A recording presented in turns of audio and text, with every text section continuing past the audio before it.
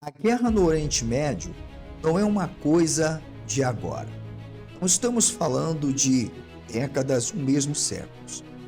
Tudo que está acontecendo no Oriente Médio é retrato de uma luta histórica, política, cultural e religiosa que perpassa milênios. Estamos falando de dois povos que são ressignificados no contexto da geopolítica.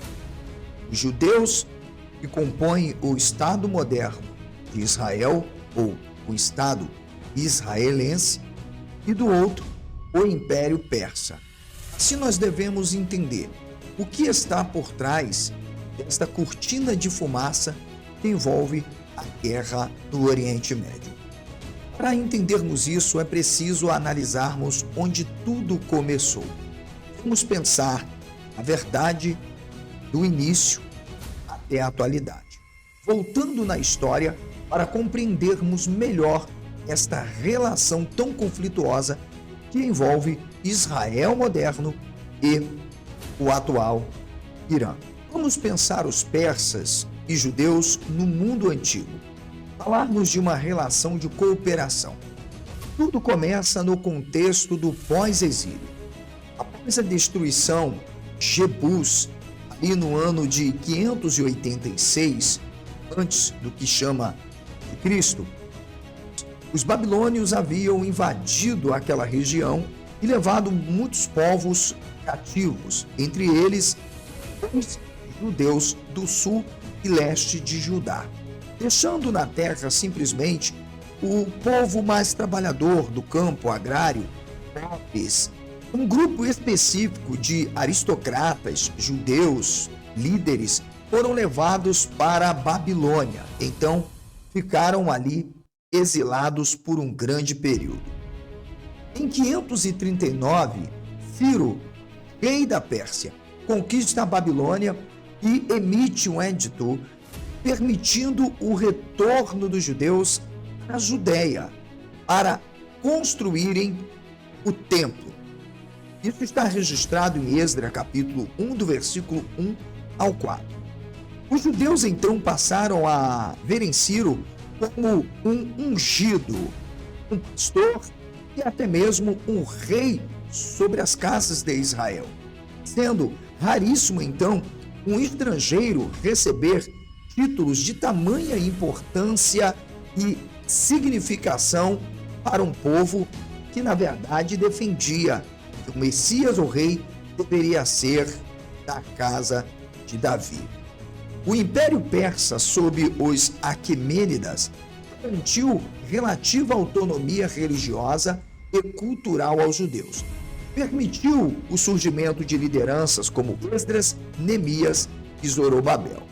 O domínio persa e a subserviência dos judeus israelitas é o tema principal para que você possa compreender que nem tudo é como você pensa.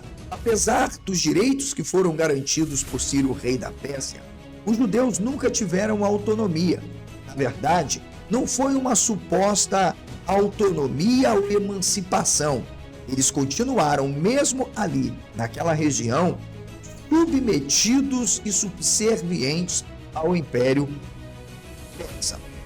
Após o edito de Ciro, em 539, os judeus então retornaram do exílio, mas não conquistaram uma autonomia política plena. E sim, se tornaram vassalos do Império Persa. O retorno e a reconstrução dos muros de Jebus, que foi transformado numa Jerusalém, e até a construção de um templo, porque nunca houve um primeiro templo, demonstram que esse retorno de fato só foi permitido porque houve, na verdade, um acordo entre as elites judaítas, sacerdotes, que já tinham sido influenciados pela cultura persa, e o próprio rei Ciro. Ou seja, tudo não passou de uma estratégia geopolítica persa. Não houve o reconhecimento de soberania judaica alguma. É preciso, então, pensarmos no legado. O período persa é lembrado com gratidão e influência positiva na memória judaica antiga. Por exemplo, o livro de Esther situa na corte persa, mas mostra a convivência complexa entre judeus e a elite persa.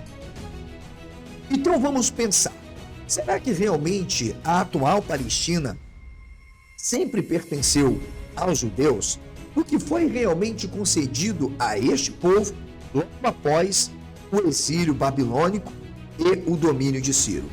Primeiro, foi concedido apenas a construção de um templo que, na verdade, servisse de base econômica e política para o próprio Império Persa. Houve a nomeação de governadores que, na verdade, segundo algumas hipóteses, e eu acredito que uma das mais concisas, é o fato de que Zorobabel, Neemias e Esdras não sejam, na verdade, judeus, mas persas e totalmente envolvidos por toda uma cultura e, sobretudo, subordinado ao próprio rei persa e às elites intelectuais persas. A autonomia religiosa, apesar de ter sido concedida, ela foi limitada. Não houve uma soberania política ou militar. Os sacerdotes serviam a monarquia e também, no templo, administravam a serviço de Ciro.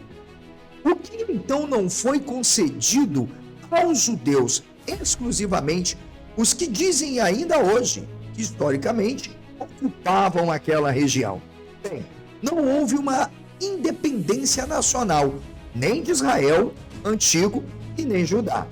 Então você pensa, os de Judá, como os legítimos sionistas, aqueles que acreditavam num tão sonhado empreendimento de dominação da terra de Canaã e todas as demais províncias, com o saudosismo de Sião. Enquanto isso, o Israel antigo, entendendo então todos aqueles povos ali do Crescente Fértil, do Levante, que estão envolvidos numa relação intercultural e linguística com os próprios judeus, você acaba entendendo que não havia. Também não houve o controle militar ou administrativo pleno do território. Logo, como a terra pertencia aos judeus, nunca aconteceu uma emancipação. Não houve nem social, nem política, nem econômica. Aliás, muito menos de trabalho. Ou seja, os camponeses continuaram estando sob o domínio e exploração, não só dos seus dignitários, os judeus, mas também dos próprios persas. A elite judaíta servia ao próprio império, pois o templo era apenas um projeto de fortalecimento do próprio império persa. O templo, diferente do que muitos defendem, inclusive os judeus, era sinal de submissão e não de libertação. Quando lemos o livro de Ciro, nós vemos claramente que todos os povos que ele tinha permitido voltar para suas terras, construírem seus templos ou voltarem às tendas de seus deuses, deveriam continuar servindo-o e lhe levando tributo e também lhe prestando culto. O chamado Templo de Salomão, que é um mito, na verdade trata-se de uma construção do primeiro templo, ali nos idos aproximadamente de 516 a 515, ele foi financiado e aprovado pela administração persa. Esse templo, na verdade provincial, entre outros templos, estavam totalmente sob o domínio do Império Persa, os da Babilônia, Irão, Egito. Eles foram integrados como aparato de controle persa. O templo, ele funcionava como um instrumento de mediação entre o império e a população local, cobrando dízimos e tributos e legitimando a ordem imperial de Ciro. Então fica aqui a pergunta: o Israel de hoje não é o Israel de ontem. Aliás, israelense não é israelita. Os judeus de hoje também não são os judeus de ontem. Afinal, então, o que existe por trás desta cortina teológico-política e geopolítica? Senão um sentimento religioso e uma crença de que aquela terra sempre pertenceu aos judeus, o que, na verdade, é um grande mito, por que não dizer uma grande mentira que nós vamos refutar. Mesmo Ciro tendo sido um rei importante na história e que garantiu que pelo menos eles voltassem para aquela região. Mas eles continuaram servindo ao império, ou seja, eles eram vassalos e não um povo independente. Pois bem, Israel Norte e Israel Sul. Será que é possível falar na reconstrução de um reino unificado? A antiga divisão entre Israel Norte e Judá Sul não foi superada no próprio retorno, o que demonstra que os judeus de Judá não eram os israelitas, e diga-se de passagem, nem judeus eram.